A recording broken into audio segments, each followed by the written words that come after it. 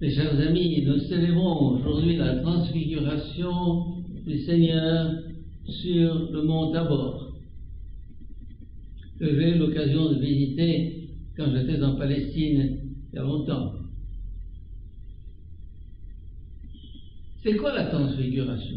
Vous allez me dire, Jésus est monté sur la montagne avec 3 de ses disciples, Pierre, Jacques et Jean.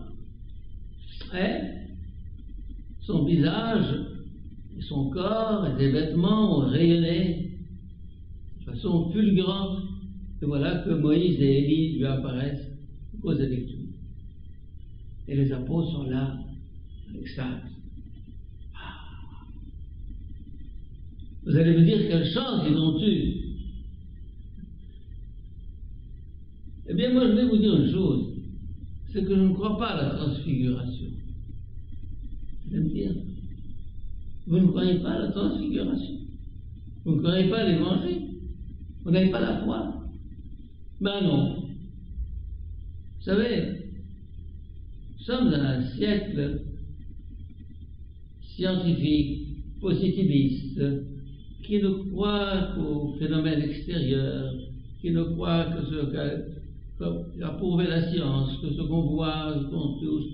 Qu'est-ce que c'est que ce phénomène, vision, d'apparition?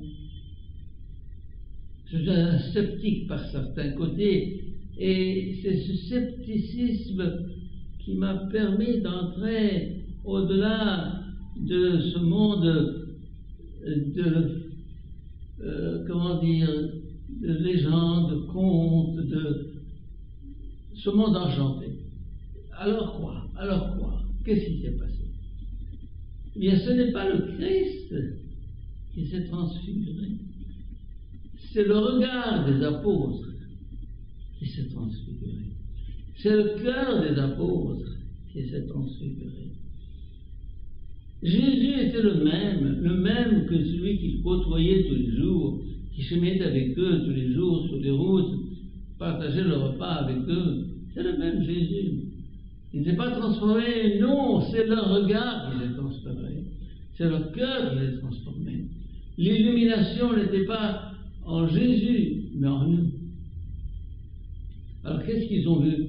Ils ont vu ce qui se cachait dans ce Jésus ordinaire, qui cachait en lui l'extraordinaire. On dit, Jésus était vrai Dieu et vrai homme. Alors le vrai Dieu qui se cachait dans l'homme, ce jour-là est apparu. Et Jésus a voulu leur dire, c'est moi.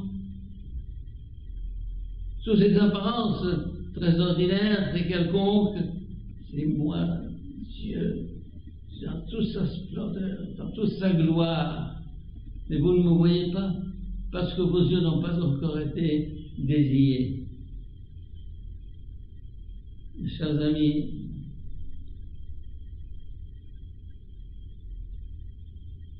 il y a 2 regards. Le regard des physiques, le regard des yeux, et le regard du cœur. Pascal parle des yeux du cœur qui voient la sagesse. Les yeux du corps voient l'apparence, voient l'ordinaire, voient l'extérieur. Les yeux du cœur pénètrent l'intérieur. Pour toucher la réalité, la vraie réalité. En arabe, on oppose le basar, qui est le regard du corps, ou le basira, qui est le regard du cœur. Et quelquefois, et souvent, pour voir de l'autre regard, il faut fermer les yeux. Tu veux voir, ferme les yeux. Car tes yeux de chair t'empêchent de voir le mystère. Et notre grand poète et écrivain Saracène, égyptien, qui a perdu la vue à 7 ans et qui est devenu ministre de l'Éducation nationale On l'appelait Darir al-Basir, c'est-à-dire l'aveugle clairvoyant. Cette clairvoyance, il l'a acquise en perdant les yeux du corps. Oui. La sagesse, c'est quoi? Les yeux du cœur qui voient la sagesse. La sagesse qui vient du mot latin sapientia, sapere, goûter, savourer. Autre chose est de voir un fruit et autre chose de le manger. Ça change tout. Quand je le vois, c'est extérieur. Que je le goûte, j'atteins son âme, sa substance.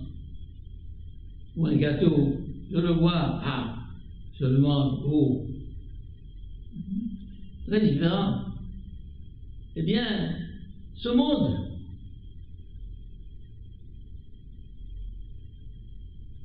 cache un mystère. Ce monde cache quel mystère? Le mystère de Dieu. Le mystère de la transfiguration, il est là à portée de main. Ne dites pas quelle chance ils ont eu, les apôtres, d'avoir vu Jésus transfiguré. Mais tu peux le faire à chaque instant dans ta vie quotidienne, ordinaire.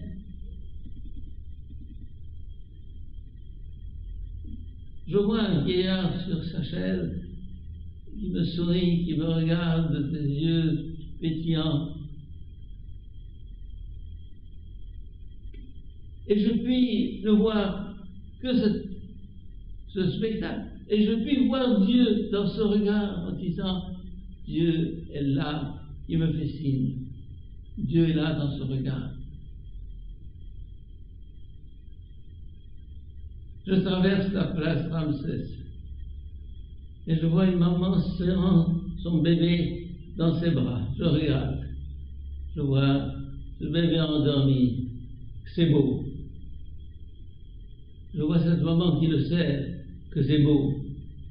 Mais je vais au-delà du beau. Je vois Dieu qui me sert. Je vois une manifestation de Dieu. Je vois une transfiguration. La transfiguration, ça ne s'est pas passé au Tabor il y a 2000 ans.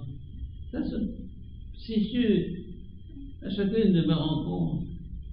Dieu est là à fleur de peau, à portée de main, à fleur de regard. Bienheureux les cœurs purs, ils verront Dieu. Dieu est là, mais nous ne le voyons pas. Qu'est-ce qu'il faut? Enlever le voile qui couvre notre cœur et notre regard. Les cœurs purs. La pureté, c'est quoi? La pureté consiste à devenir transparent à cette lumière de Dieu qui nous entoure, qui veut nous pénétrer. Dieu nous fait signe à chaque instant. Dieu se manifeste à chaque instant. La transfiguration, c'est à chaque instant. Un mystique est quelqu'un qui, à longueur de journée, vit. Il n'a pas besoin d'aller à l'église, ou à la mosquée, ou au temple, ou sur une montagne, sur un Tabor, ou sur un mont Sinaï, pour rencontrer Dieu. Non, non.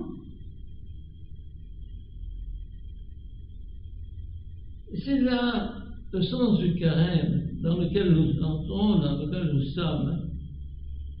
Le carême, c'est un moment où nous cherchons à désencombrer notre cœur, à supprimer le voile qui empêche notre regard de voir ce Dieu qui se manifeste. La transfiguration, c'est tous les jours, c'est à chaque instant. Et ça suppose une purification du cœur. Bienheureux les cœurs purs, ils verront Dieu. Ta pureté désirera ton regard et tu verras. Tu verras comme je vous vois maintenant, comme je vous vois maintenant. Vous allez me dire, qu'est-ce que tu vois? Comment est Dieu? Dieu est une expérience, mes chers amis. Je ne peux pas vous le décrire. où tu le vis, et tu le vois, et tu le comprends, ou tu ne le verras jamais. Ne cherchez pas Dieu dans des traités de théologie. Dieu est le Dieu vivant. C'est dans votre vie, dans notre vie, que nous le verrons, que nous le toucherons, que nous le goûterons.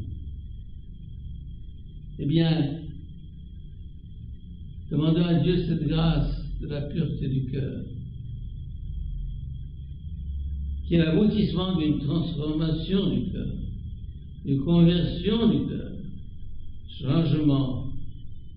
Et à partir de là, la transfiguration sera plus un événement lointain, miraculeux, extraordinaire, incroyable.